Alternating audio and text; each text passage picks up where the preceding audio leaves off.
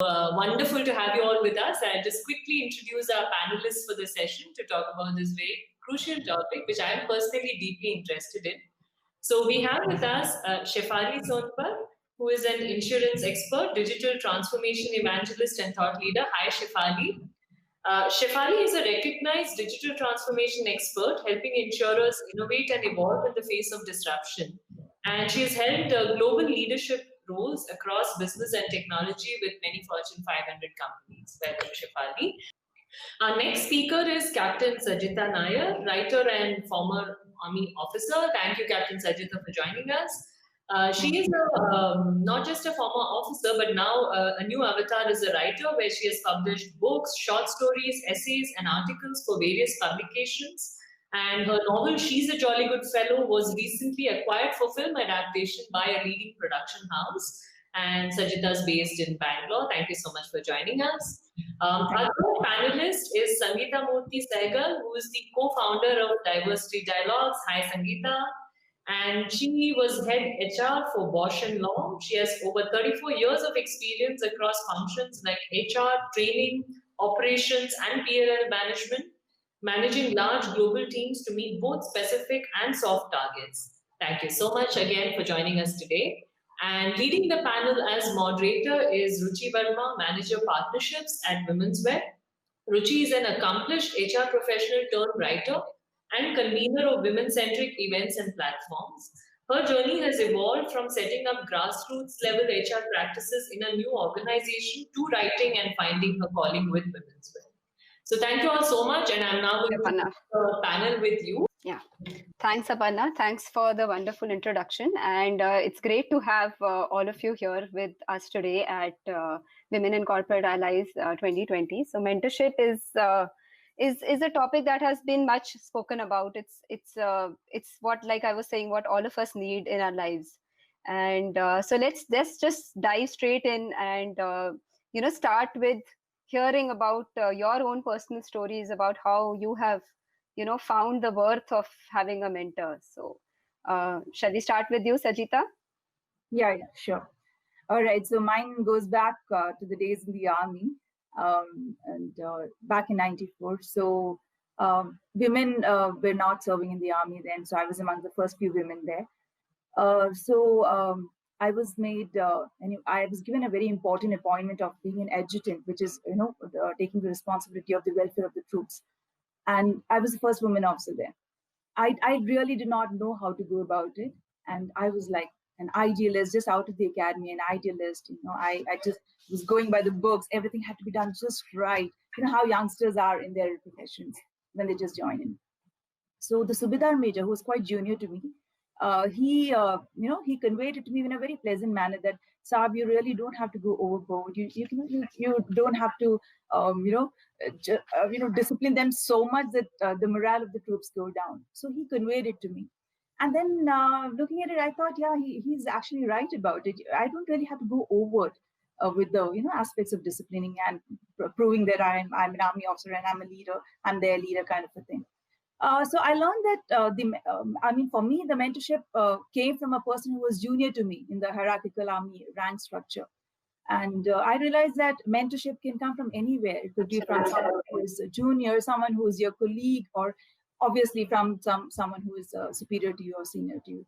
So I think that's my story I wanted to convey, because mentorship, I think we just need to keep an open mind, and the mentorship is there everywhere just for us to see and learn. Yeah, absolutely. So I believe that mentorship is always a two-way street. It's not just only about the mentor, but also how the mentee kind of absorbs and kind of takes it in. So, yeah. Shefali, your thoughts? Well, Sangeeta, I think you've captured that beautifully. I think at different stages of our life and our career, we all wear different hats and different roles. And more often than not, the role we're performing at this point is a role that we have never either done before or learned for. Our schooling has very often not, groomed us to do a lot of things that our job requires us to do. And so you're constantly in, it's oft used word, learning and evolution. And how do you learn and evolve is really about how you perceive what other people are looking at you, how are they reacting to your actions. And there are times you need to look at other people, your seniors, your colleagues, your juniors, to pick up those cues. Um, you can pick up those cues on how do you lead a good work-life balance, lead a good work environment by looking at other senior members, your colleagues who are managing the situation, doing the team meeting much better than as good as you maybe, how your mother and other working women are managing their home life.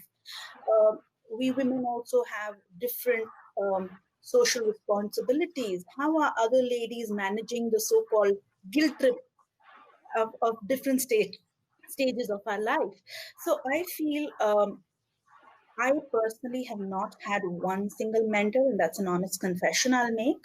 But at the same time, I look at other people and ask at points on how other people have managed. When I see somebody who's done and balanced their life well, I look at them and how they did it and possibly look at that as an inspiration. And very often, most people are very willing to share and help you. But then you need to fit that solution and suggestion to your life because their life is different and yours is different. Right, right. So what you're trying to say is that, your mentor may not be related to your work. It may just completely be everywhere around you. It's just the people who inspire are actually the mentors rather than, kind of slotting them on a tag. So that's we'll come to that thought. Let's hear from Sangeeta, her own story of, finding a mentor. So thank you, Ruchi. So a couple of things. I've had lots of mentors. So Shefali, you're right. Depending upon your role, what you want, your aspiration, things you're struggling with, you have different mentors at different points of time. I also think that at different points of time, I've had more than one mentor or coach. So it's not as if you have only one mentor at one point of time. I've had multiple mentors. I think I've been fortunate only once in my 30-odd year career where a mentor was assigned to me. So I think we all need to kind of understand that mentors, you're lucky if you're in an organization where they find you mentors. The chances are you have to go out and find them yourself. And the maximum help I've got from my mentors has been when I'm thinking about a new role. Is that something I should be doing or not? If it's going to move away from my career aspiration, what does it mean? Does it mean I'm going off track? Or just for advice? Yeah. So that's one, when I'm changing roles. Yeah. The second one actually has been mentors who pushed me to do something different. Okay.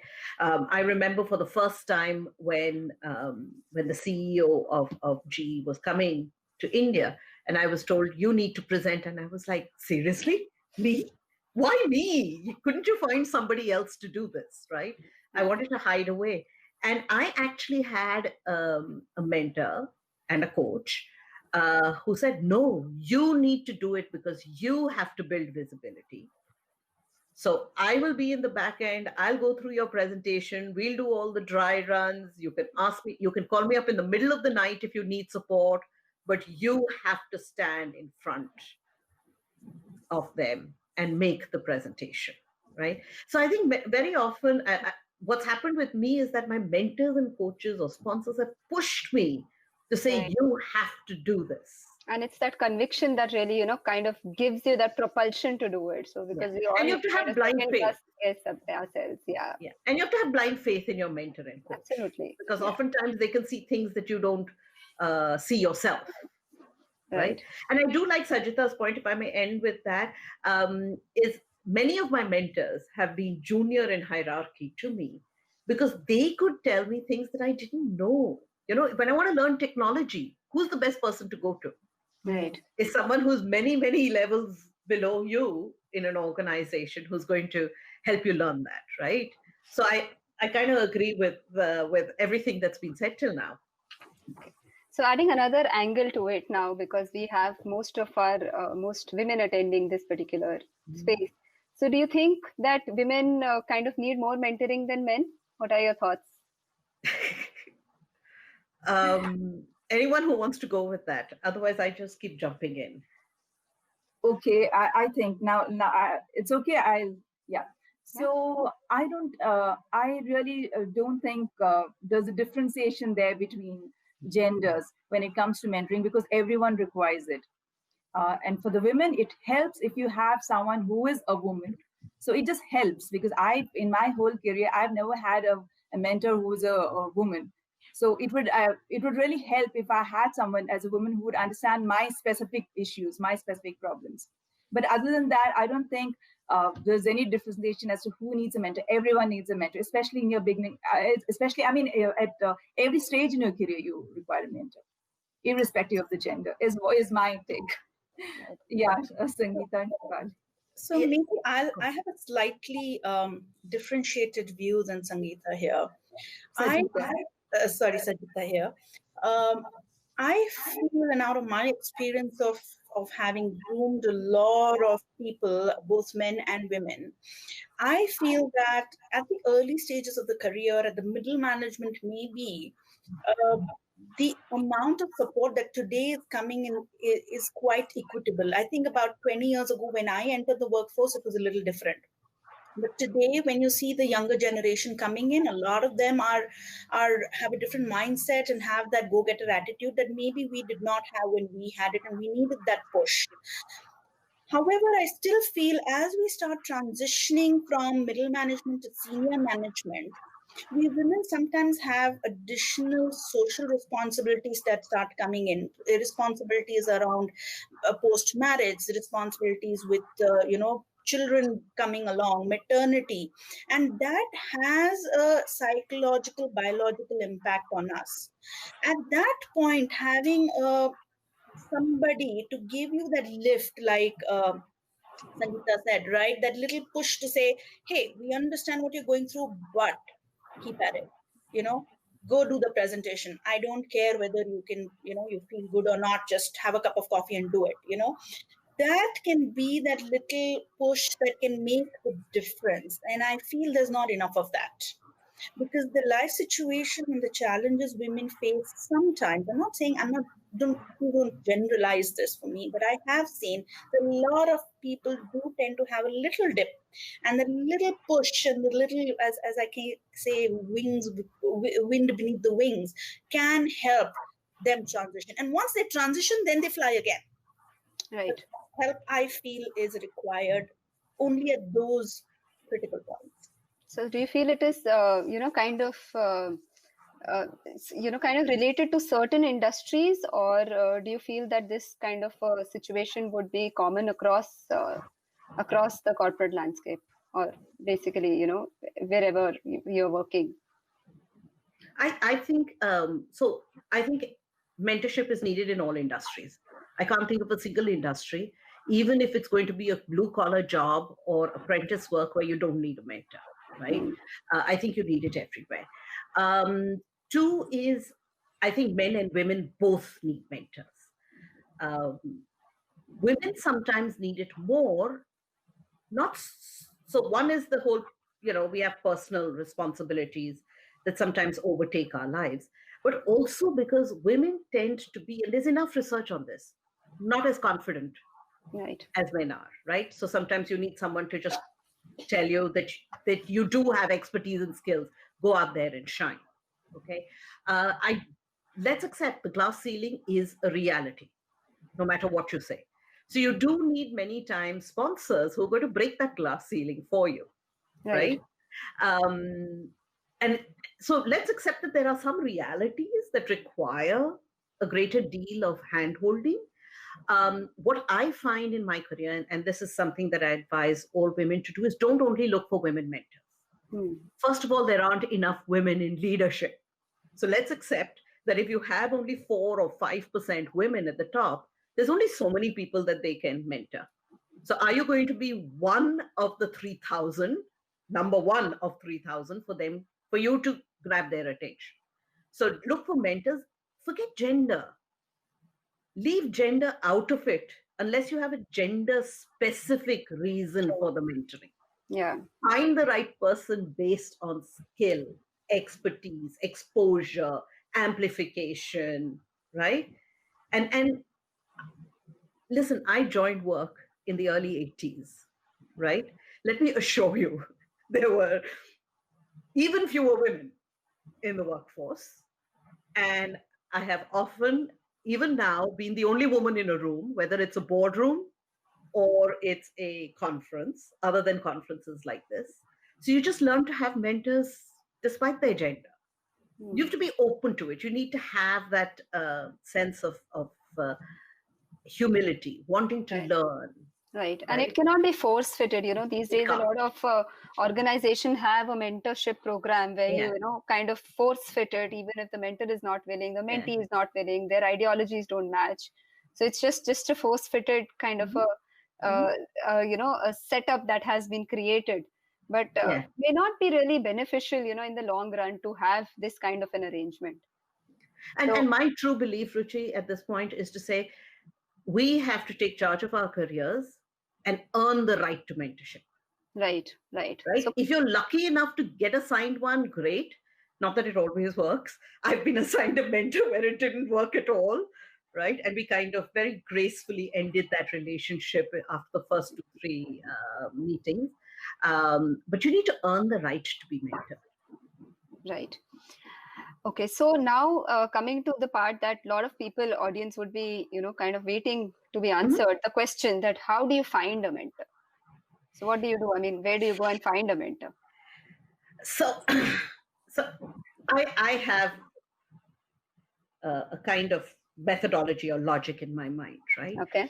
You have to be very clear about your career aspirations. What do you want to do? It can't be this wishy-washy stuff of, I want something more challenging, okay? Which means absolutely nothing. I want to head this customer project, or I want to be the chief marketing officer of this company. Specific. So very specific career aspiration. What are your skills? What are your gaps? How do you want to fill them? Then say who is that person or group of people whom you want as mentors, coaches, or sponsors. And then you have to earn the right. And the only way you can earn the right is performance.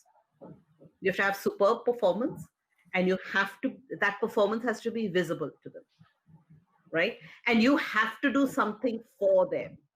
You earn mentorship by performance and by helping them do something. Only then will they help you. No one helps us through the goodness of their hearts. Let's accept it, right? So unless you've given first, don't expect to take, because that's not going to happen. And this giving could be in terms of performance, it could be in terms of relationship, it could be anything. But you kind of need to be invested in.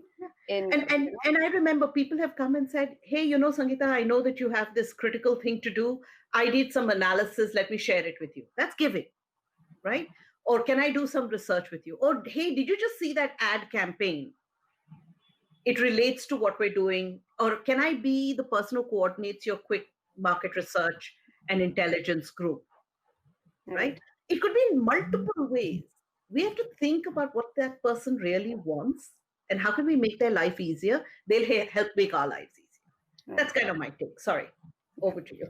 Yeah. Sajita, what are your thoughts? So you work in a very different kind of an industry where there are most, people are doing individual, chasing individual aspirations. So in such a scenario, how do you find a mentor? So if one amongst us wants to kind of transition to be a writer or wants to transition to be an author, how do you go about finding your own mentor here? How do you find guidance? Yeah. So I agree with most of the points that Sangeeta said, that you need to have your focus goal. You need to know what you want to do. And the thing about getting there, now that's where I have a slight difference of opinion in that I believe in self-mentoring. So whether it was the army, I had really no one to look up to. I mean, there was, it's a transferable job, and you don't have a person who is constantly there. Someone who you can look up to, or someone you can take advice from. You're constantly moving from one place to another. So there was no one there really. So for me, it was more about self-mentoring, learning as to what I want to do, and then probably finding specific people sometimes. And sometimes if I didn't find people, I just had to read and do a lot of research on the internet, videos, YouTube. And that's how I also did my authoring. True. Right. So it's a lot of self-mentoring. I really can't say that, so-and-so is my mentor in this field of writing. No, I really don't have one person. But yes, I have immense number of, videos, books that I read, sites that I visited. I have learned everything on the job. So I think I believe in self-mentoring. So that's a concept. I think I'm totally into it. Yeah. And I think the term as well these days, there's something called self-mentoring as well. So you need to identify who you are, what your goals are, be very, very specific, like Sangeeta said, and then find your, avenues where you can learn, where you can pick up those skills, because everything is available these days. If you really want to seek it, you'll find it. I mean, especially with the internet. Right. Yeah, Shefali. So how do you find a mentor? I have a kind of a joint view of Sajita and Sangeeta, and I'll take a minute to kind of articulate why I think that way and why I believe the view is joint. Now, traditionally, when you looked at how industries were built, we've moved from industrial revolution to the knowledge revolution, and today we are in a digital revolution. In the industrial revolution, the key skill or definition of success was you needed to know the process and do it perfectly repeatedly, right? So if you could learn and repeat, that was a success. Then information age came, where if you could understand the process and see how you can use your knowledge to improve it, use the information available in the larger ecosystem to enhance that is for you. You will grow up the ladder and become successful either as a businessman or individual.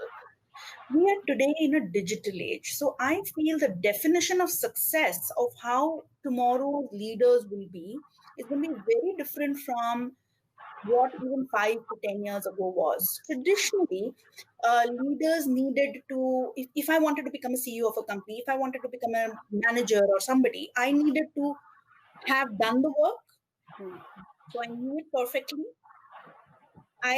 So that was one. The second thing is you needed to possibly not be making mistakes, which means you need to do it perfectly every time. And if you did make mistakes, one of your leadership skills was ability to either transfer it to somebody else and say, you did the mistake, not me, or cover it up so that the world doesn't get to know. So as a person, you are a clean chit person, right? And the third thing was the persona of know-it-all. So if you had a person come into the room and the meeting room with I know it all attitude, chances are he would be in line for success, right? The leaders of tomorrow, I'd say even today, don't have any of these three skills. Today, you need to be on the feet, actively agile and picking up skills, leveraging the ecosystem which is beyond even your organization, which you have never done in the past. And so you can't have the know-it-all attitude. And you are a person who made mistakes and learned from it. These are the three skills you need to be of the leader of the future. So from a know-it-all, you need to be a learn-it-all. Right. Correct? So now coming back to our mentorship skill. Your mentorship is really about that mindset and attitude. How do you find people who can help you learn and grow in this new ecosystem? What is jargonized as Industry 2.0, what is jargonized as future of insurance, as I call it, InsurTech. All these are great things, but the foundation still remain the same. And so now you need to look at, and that's where I say why Sajita said, you need to be your own mentor and inspirer to figure out what the next 2-3 months may look like. I may not even be able to say what I want after 5 years. Honestly, 5 years later, I don't know what life is going to be like. Absolutely. Yeah. So your goals could be short term. Yeah, your defined goals could be short term, but your vision could be long term. Right. Which is where I'd say Sangeeta's view of where do you want to go needs to be very clear broadly, but in the short term, where do you want to be is you, and you need to figure out internally through learning. And now you look at the ecosystem and say, hey, Ruchi, you are very good at event management. Can you help me with this? Sangeeta, you're excellent diversity. Can you help me with this? Sajita, as somebody who's done the writing, bookkeeping, and a leader in an army, here are the skills I need. Can we collaborate to create a mutual success?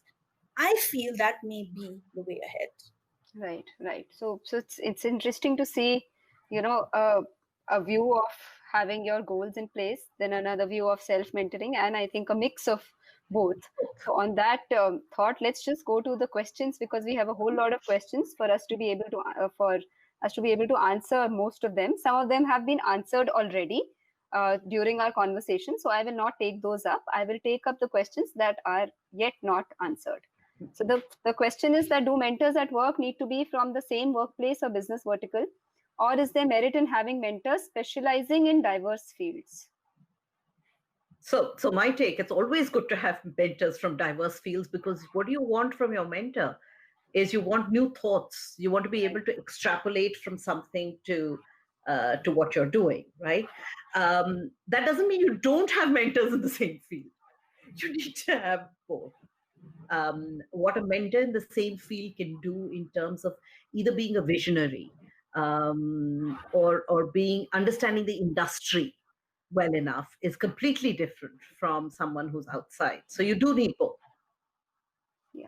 Also, there may not be, I mean, you spoke about clarity of thought, but at times when you're just starting your career, you may not have that much of clarity. You're still trying to kind of find your feet. You're still trying to explore, different verticals if you just entered the workplace. So I think having diverse mentors kind of helps you also understand that where is it that you really want to go. And most of us are inspired by, most of us who are in professions and the kind of professions we do have been largely inspired by one or a couple of people who've been doing that, and we kind of take inspiration from them. So I believe that it could be, when you're starting off, you could kind of have diverse people to interact with. They may not be assigned mentors, but basically learn along the journey and kind of come to a defined path at some point in time.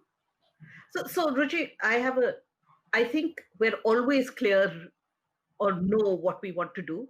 What we expect is that that's going to stay static for a period of time, without realizing that, career aspirations can change on a monthly basis. Yeah. As long as you're clear about why you're making the change and where you want to go. Yeah, that's normal, right? It's normal. And it's okay. I don't know, a lot of people feel that they're stuck. Once I say, oh, I want to actually do X, how can I now go and say I want to do Y? And my take is, why not? Yeah.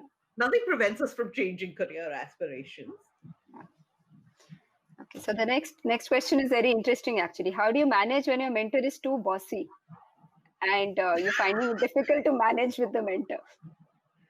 Anybody wants to take it? Exit gracefully. If a relationship is not working for you, right? You have to be able to exit out of that relationship, and you find it easier if you have set, when you start the relationship, what's the outcome you expect. I think the biggest problem we have, whether men or women, that doesn't matter, right? We've agreed everybody needs mentoring. Is that when we start a relationship, we're not clear about what's the outcome. My best mentoring relationships have been where I've actually had a contract with my mentor or coach and said, what I expect from this relationship is ABC. Tell me what you expect out of this relationship. And if it has not worked, we both know it's not working, right? So just exit gracefully. So set clear expectations at the beginning, and then if it's not working out, exit gracefully. Your take, Sajita? Well, I'm not. I'm not a person who would exit. Exit is not the first word that comes to my mind. Okay. Because as an army officer, you really don't have a choice. Never. Right? So you have a boss who is very bossy. He is that way. Now you don't have a choice. You cannot say, "Sir, I will not listen to you." There is no option really. So exiting is not an option at all. So for me, it was to put the ego aside. And learn and absorb as much as I could from that particular person. So I think there is a slightly different view there. Then, of course, when a little time passes by, then, your problems could be projected to someone senior, and then things could be worked out. But at the very outset, I think we need to know that we are mentees and we have to learn from the person who's been assigned to us. So I think we need to have that in mind and put our ego and everything aside and just learn. Keep a very open mind and just learn. Whatever the person that you've got, he or she has got, let it teach us. Right. Yeah. Shefali? So whenever I'm in a difficult situation, I personally, I'm sharing a personal philosophy here. I go back and ask, why am I here? Why am I, for example, in this Women in Corporate Affairs forum? If the conversations are not going as per my liking or my expectations, what was the original objective, and is that objective being met? So go back to that same thing. If you have voluntarily gone to a person, a senior person, because you were inspired by them or thought you could learn something from them, the style is important, but the outcomes are equally important. Also, if the mentor has really giving the suggestion which is genuinely going to be in your interest, I would say it's a style matter. And I would agree with Sajita. Style is something you can over time work together with. But if you think the mentor is being bossy for the sake of his satisfaction and is not aligning to your goals, I think it's time to have a conversation and come back to the objective and say, hey, I had come here to, for example, create greater networks and be able to learn so and so. I respect what you're saying, but can we refocus, and kind of realign that? And if over the course of a few discussions, you still see that the person is not aligning to your goals, and here I'm talking mentorship, not a corporate manager, you don't have a choice there, but then you can still find an exit by going into another department or something like that. But then if it's just a mentorship, which is a mutual relationship and an understanding, yes, maintaining the relationship and exiting may be better. If it's a situation where your mentor, unfortunately, is also your manager, I guess many people don't have managers more than 5 years in today's environment. So use that as a learning opportunity to grow as a human being. Keep performing. I think the biggest success is success itself. And share that success is the way I'd say. Okay, so an interesting question here, which talks about mentoring beyond the boundaries of just professionalism. So it says that as a mentor, do you think it is important to go beyond the skills that one is mentoring on and look at it as a holistic connect? But where does one draw a line between personal and professional? So what happens if you kind of if it kind of starts, the boundaries between personal and professional life start dissolving when you are learning from your mentor? Hero worshipping is not part of mentorship. Yeah, so they are not your religious gurus or gospels. I think defining that boundary in your mind, and this is something I've heard from many women at different stages, which is why I jumped into this point, and especially younger women tend to be a lot more influential.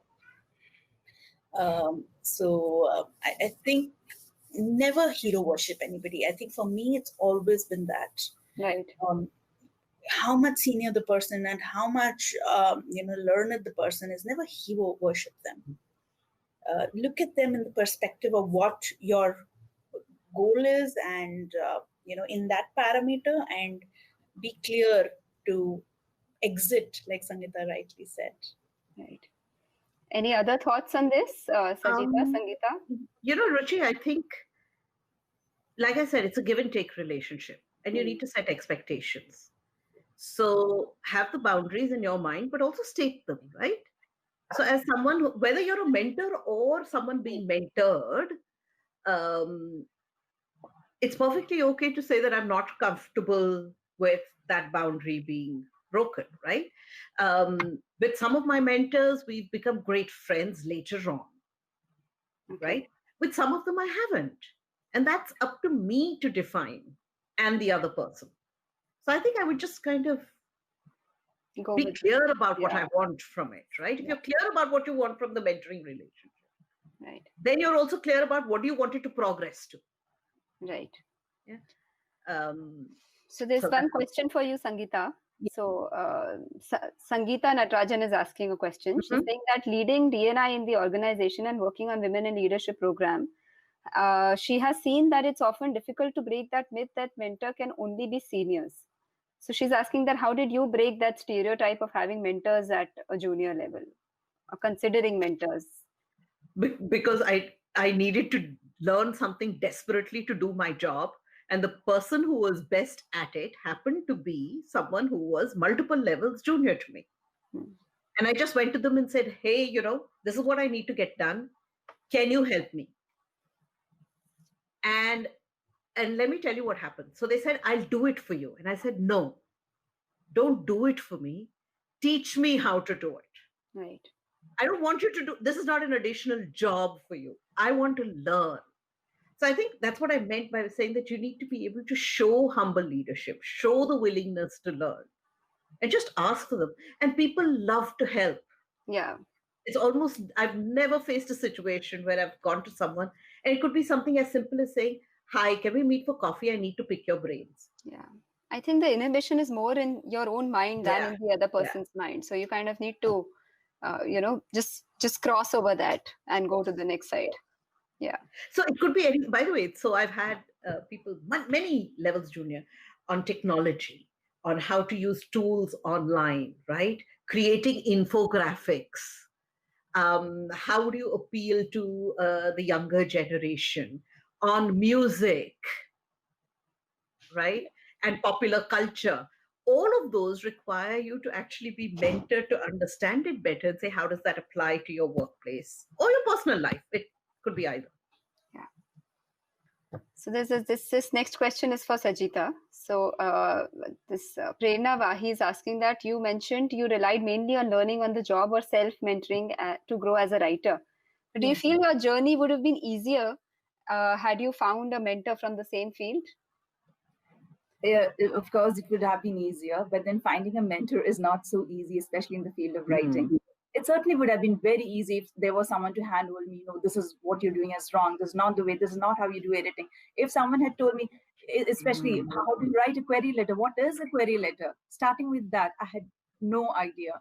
So everything was learned online on the internet mostly, but certainly yes, it would have helped if I had known someone. But now I still know people. But when you're starting out, especially in the field of writing, you really, the field of publishing and writing is like, it's very difficult to understand anything from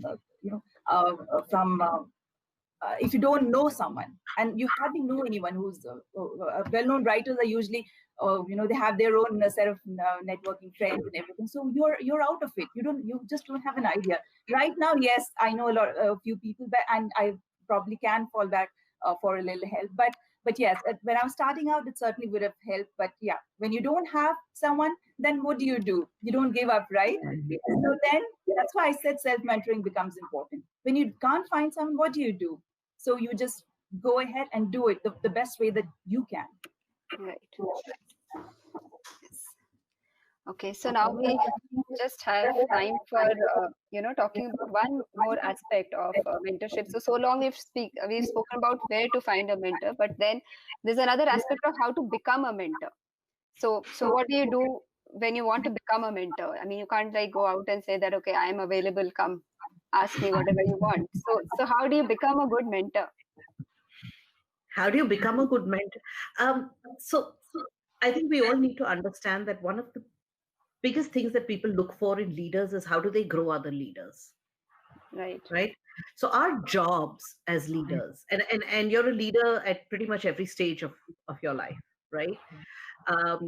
Is to find people who want to be like me. So I call them the wannabes.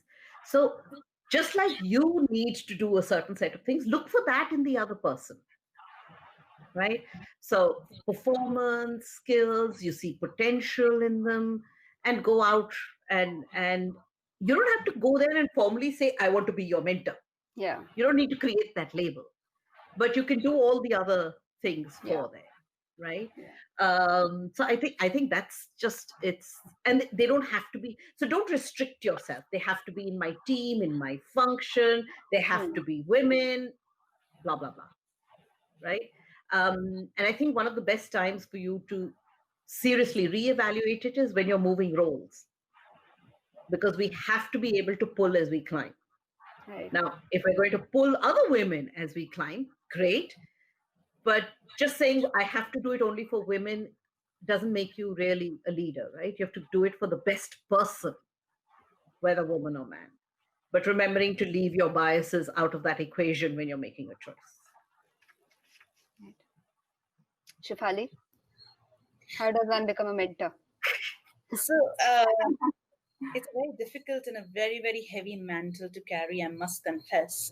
Okay, because I've had many, many men and women approach me for different aspects of my life and said, Shefali, we want to learn from you. And honestly, I would say I have treaded the path of Sajita to a very large extent, where I built my own path. If an opportunity came to me, I tried to do it the best to my capability. So when somebody came and asked me a question like, how did you end up doing this program? And, you were leading a 5-country implementation. How did you do it? And I actually don't know, because I did it, right?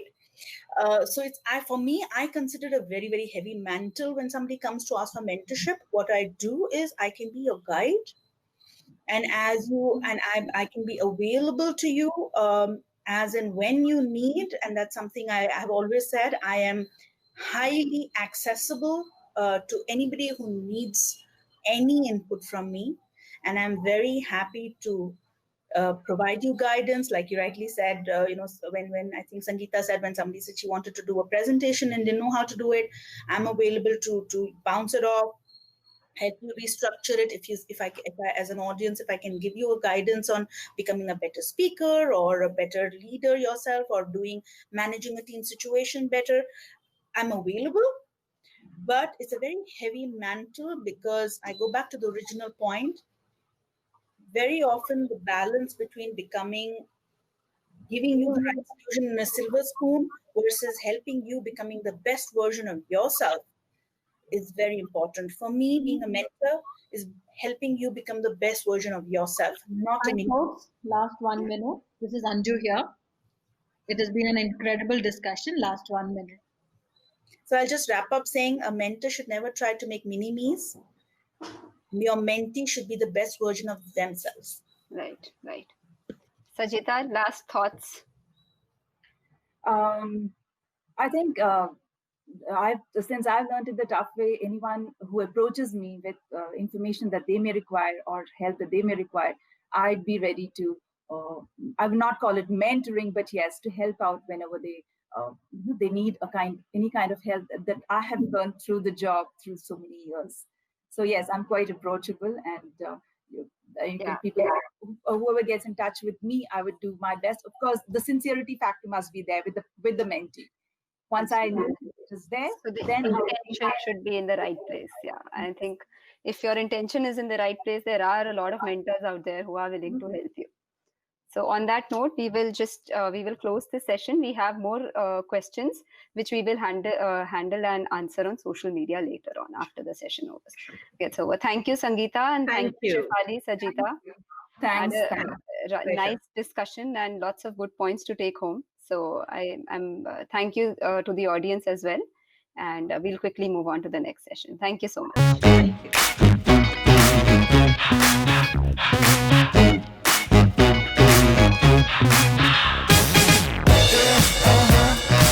It's alright.